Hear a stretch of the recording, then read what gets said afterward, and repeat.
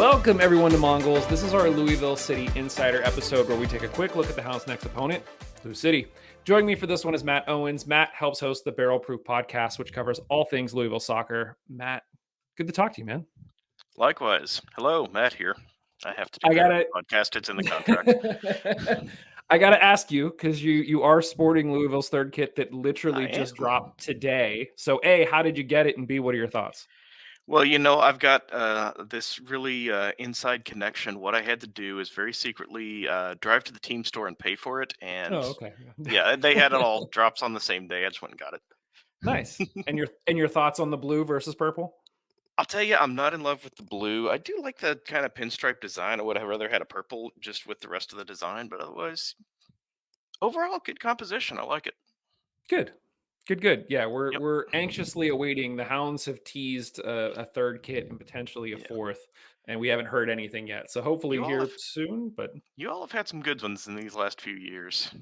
yeah, Especially they some have. of the gray ones with, like, the maps and bridges, I think was one of them. Yeah, their home kit this year has it's just sort of like a big bridge on it, Yeah. which I guess it's grown on me. When it first came out, I hated it, but now after Mhm. seeing it in action, it's okay. Um, Matt, let's get into it. Absolutely. So, for years, we've sort of looked at Louisville as being sort of the top of the East and sort of that pinnacle that every other team is reaching for. Why are you guys just always so good? Oh, I gotta answer this without coming off like just a bragging idiot. I set you up. You can You brag. did Go for it. Yeah. okay.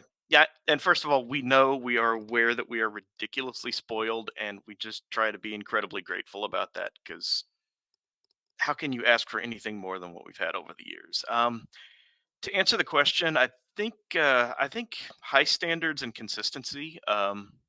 When James O'Connor was laying the groundwork for everything, he emphasized finding people with good character and who were going to work hard, put in all the effort to basically commit to be as good as they could. The fans kind of picked up on it, and basically, when our first game was against St. Louis, they brought a ton of people on the road. They were banging drums, marching, and we realized, hey, we got to step our game up. And the front office has also really reflected it they've never treated this like minor league. They treat it like a professional organization, and they want to do it as well as they can. They came in with the plan, to build the stadium, build the district. Here's how we're going to fund it. And then once that went through, they even doubled down with that really absolutely beautiful training center. Mhm. And got the exact same facilities for the men and women, and we've already seen, how many kids have come up through the academy. I mean, Josh Winder went on to Benfica, I think it is, in Portugal.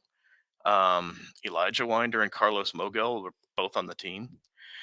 And then that's also leads into the consistency. I mean, we've had not a lot of turnover. I mean, drastically less than a lot of teams, and I think that actually is kind of something that's hurt Pittsburgh this past year, Yeah. especially. Yeah. And yeah, I mean, Niall McCabe's been on the team for 10 years, still plays, still finds a role. Sean Toach has been on the team for 8 years, still a starter.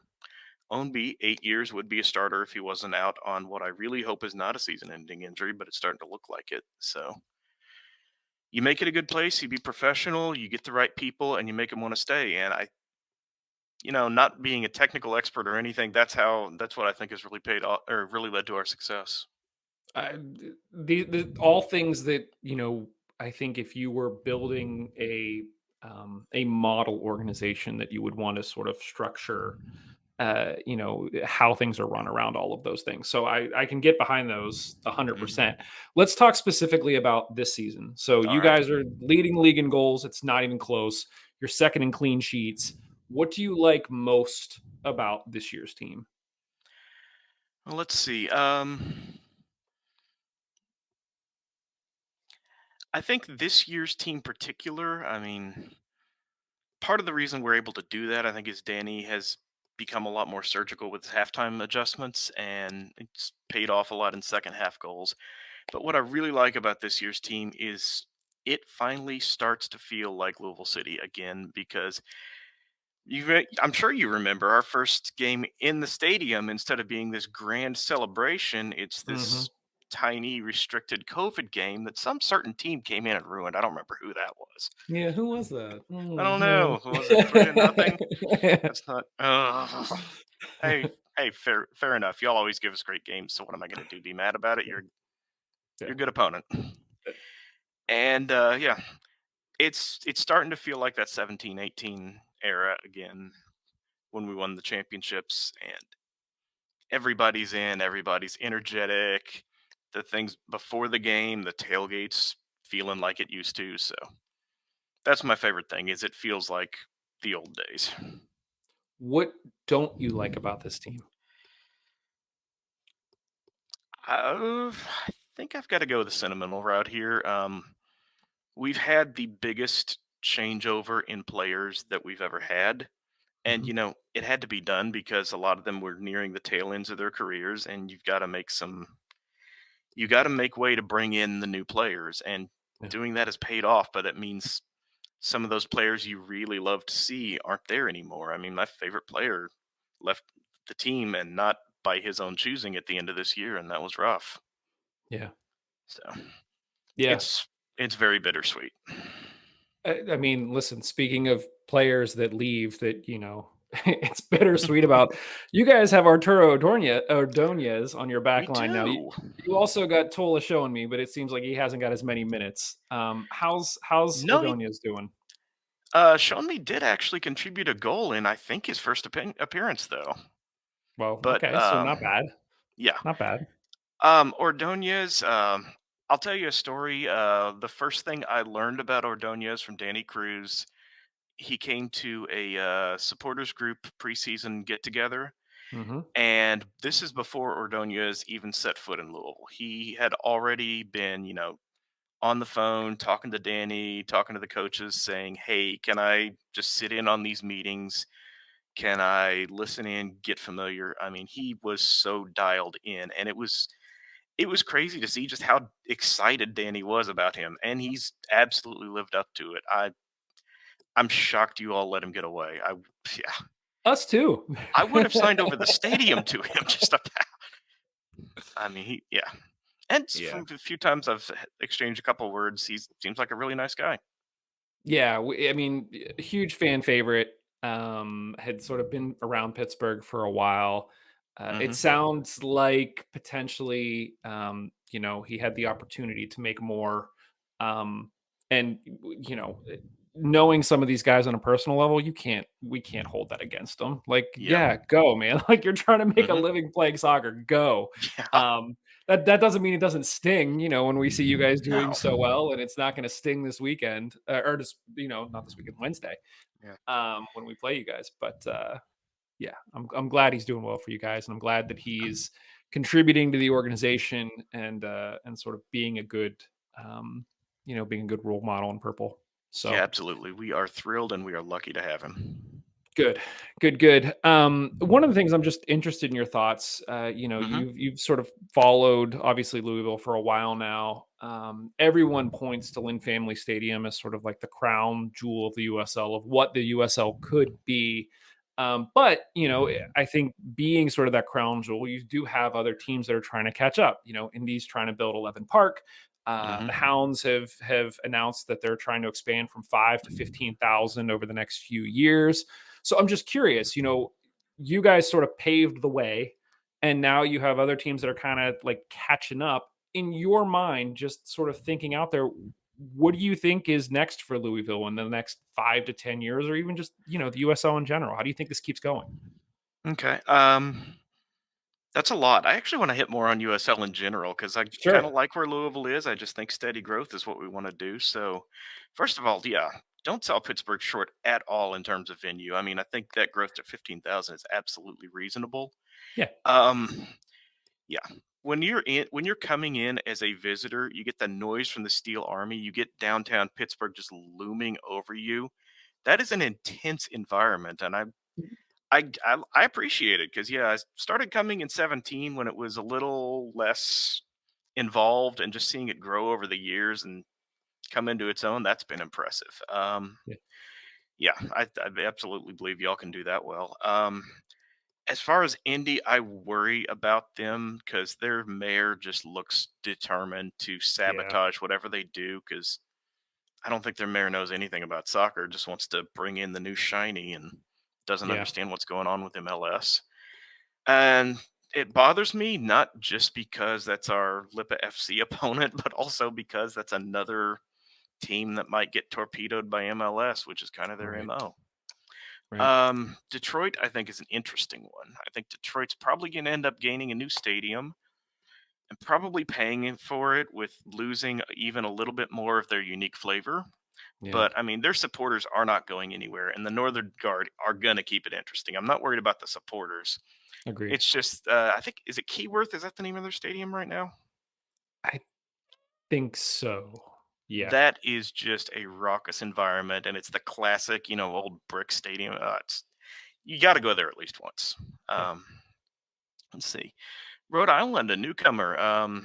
They look like they're taking things really seriously. They're getting ready to move into their own stadium next year, and I I had a good time up there a few weeks ago, and I'm really curious to see Nice. what that new place looks like because they seem absolutely committed. So I like that in a group. Yeah, for sure. They're the draw kings so far this year, but yeah. Yeah, yeah, And Miami FC, I don't know that they can be financially viable without a relocation, so yeah. I'm worried about them. League as a whole, I'm thinking probably in the next 5 to 10 years, pushing to 50 to 60 teams, three Wow. divisions pro, and possibly pro rail. I think that's, if I had my druthers, that's kind of where they would go because I think that gives an alternative to MLS. It's actually compliant with FIFA regulations. I know that's a crazy idea. And wild speculation, they're trying it with Super League. Maybe they try for a first division on a winter schedule. Yeah, That's a wild guess, but it'd be an interesting thing to see. yeah. I don't I know. You got that any bold predictions? No, no, I think those are all great. I think what's interesting about the fall schedule for the Super League is if you hmm have the Louisville women's team, that's USLW, correct? Or are you guys That's going Super League? NWSL. We also have a W League That's team. right. That's right. Yeah, That's right. but Okay. Racing Louisville's NWSL. Yeah, I could see a case where they keep USL men's in the summer and take the USL women's league in the winter, and then that way you basically just have supporters in the park year round. hmm Which from a club perspective is great. Like financially, you don't have competing teams competing for ticket sales at the same time, which would be not great. Now, how you actually pull that off in areas like Rhode Island in the middle of winter, hmm who knows? yeah. But yeah, the whole pro rel thing will be very interesting. I I'm open to it. I think it would be cool to see in America, and I agree with you. It provides a really good alternative to MLS. It'll be hmm interesting to see how much they try to push prior to the World Cup coming here in a few years. I don't think they'll be ready for it, but we'll see. Hopefully, just soccer explodes in the same way that it has the past few times that we've hosted it here. So Fingers crossed. yeah, Yep. yeah. So no, I think those are all really good shouts in Thank you. terms of where you sort of see things. Let's I want to be respectful of your time here, so let's wrap this one up with Take as much time as you want. I don't what mind. how do you see things shaking out on Wednesday when Louisville comes to Highmark Stadium? Oh, that's okay. And be Don't know if honest. Perez is going to be available. So that hinders the offense. We're not as high scoring on the road. Typically, 2 goals is a good outing. Wilson Harris looks to be better, but he came in the second half. I think conversely, Pittsburgh, you all have been struggling to score. Usually Mhm. pretty solid on defense. I'm gonna go conservative and say 1-0 Louisville. Okay. I What do you think? appreciate the conservative shout. We got to figure out how to score. It's been a few games now. We went to Hartford, and that should have been a game that if we're gonna do something, it should have happened there. And to sort of give up two easy goals, it just points to the fact that this team is still Yeah. trying to figure out who they are. So which is really hopefully, surprising on a Lily coach team, I gotta say. I listen. We've had a lot of conversations about it. You mentioned sort of the turnover. I think that we had just a little bit. We kept the most number of players that we ever have year over year. The problem is that a lot of those players were sort of bench players. So your impact guys, especially keeper, defense, and forward, are gone. And Mm. so I think that there was this hope that you could just sort of slot new people in and it would just work. And for whatever reason, it just hasn't like clicked yet. So we'll sort of see how things shake out. I just hope that, we don't get totally embarrassed on national television because I think Louisville has the potential to do it. Um, so we'll see. Yeah. Um, yeah. I Matt, just, of course, I want my team to win. I'll settle for a close game. I would love a close. I'd love an entertaining Mhm. game that isn't a Yep. blowout, but we'll see what happens. Matt, let everyone know where they can find you online. Let's see. I'm at Lucity Sting on the Twitter X and whatever that is now. Yeah, I can't do a midweek game, but I've also been known to just be at your tailgate holding bourbon, so that's another place you might find me. I have heard, and the Steel Army absolutely loves that. So All yeah, right. the next time we can make that happen, I'm sure they will be super appreciative. As Your always, Matt, league, no more Wednesday games, please. yeah, seriously. Um, yeah, really appreciate the time. Hopefully, the Hounds can string together some points and give you guys a challenge at the top of the table at some point again. But we're not going to hold our breath for this season. Thanks, Matt. I don't think it'll be too long. Thank you, Mike, and good night, everybody.